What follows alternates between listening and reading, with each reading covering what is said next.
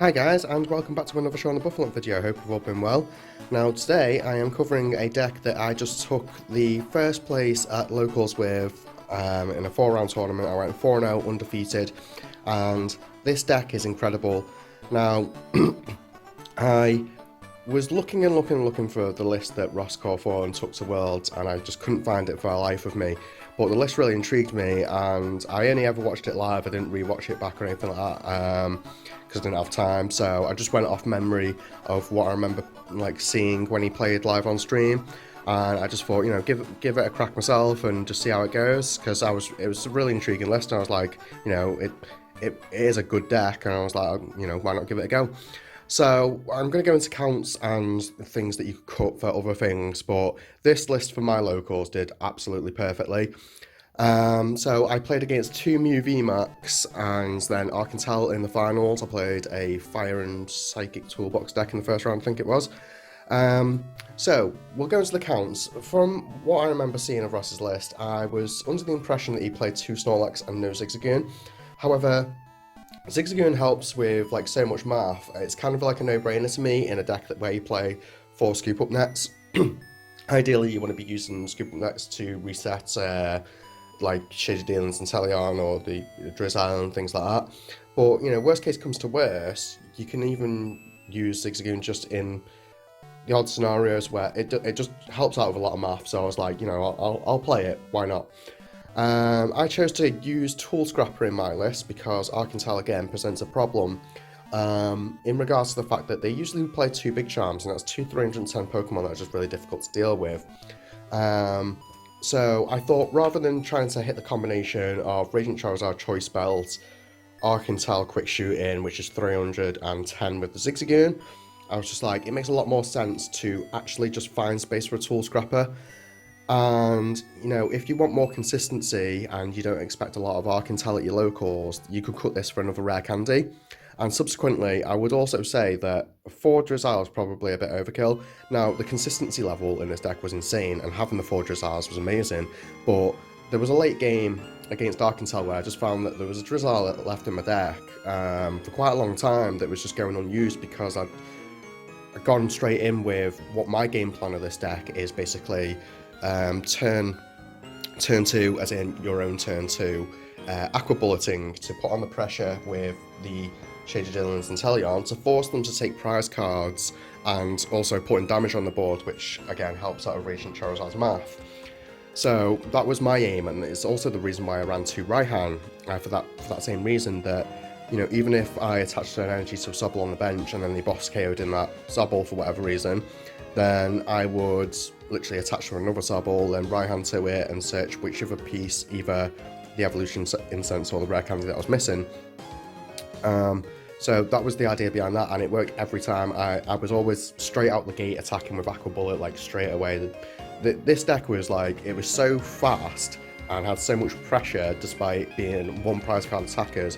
It was almost borderline, broke, as it were, and I was very, very happily surprised by it. So another difference that I've chose to go with in my deck that I didn't see in Ross's, I seen that he was playing triple energy search, and I've gone for double energy search and Capacious Bucket, because if you haven't prized or had in your hand either of your water energies, this is actually early game much better to get the +1 to have an extra discard outlet for Sobble, because discards are grim in this deck, hence why you play no Ultra Ball and just Quick Balls as your discards to find basic Pokemon. I was testing it with Ultra Ball initially, and I was just like barely winning anything when I was practicing on PTCGO, so yeah, Ultra Ball was like an easy cut, and it made a lot more sense to me because every resource is valuable in this deck. It's every resource is, you can't really just go willy-nilly throwing things away, other than potentially Arida, because obviously you play 4 of it and Palpad. So yeah, so if you're going to give this deck a go and you play in a locals where you don't expect a lot of Arcantel, you could cut Drizzile for another rare candy, or you could cut Tool Scrapper for another rare candy. Or, if you'd like to, you could cut the Drizzile and the Capture Energy for another early game pressure, would be the the Hooper that hits for 90, can't remember its attack now, I think it's the Assault Gate. So you'd have a one-off Assault Gate Hooper and a single Dark Energy, which again, you know, having an extra basic energy in the deck is not a problem because obviously that works in tandem with Raihan and allows you to equip it back from the discard. So, like, the only other card that I'd potentially put in this deck is, again, remove the Drizzar for potentially a Training Court. I didn't like the idea of running Training Court in this deck just because it helps out too many decks in this format, especially Palkia and Arceus decks.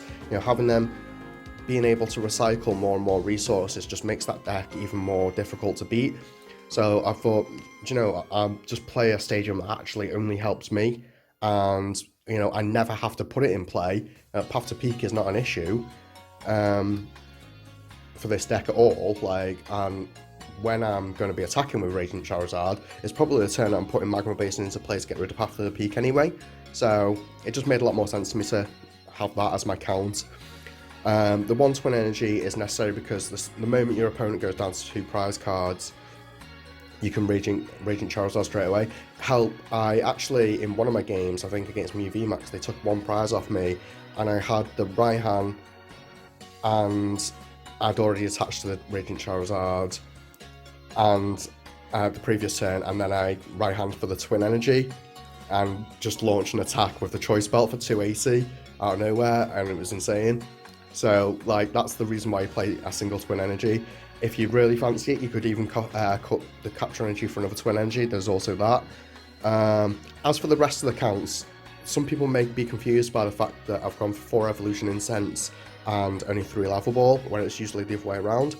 However, I am obviously going for the whole Irida Rare Candy, hoping I've already got the Evolution Incense in hand, so this will grab me the Shady Dealings and then the Rare Candy.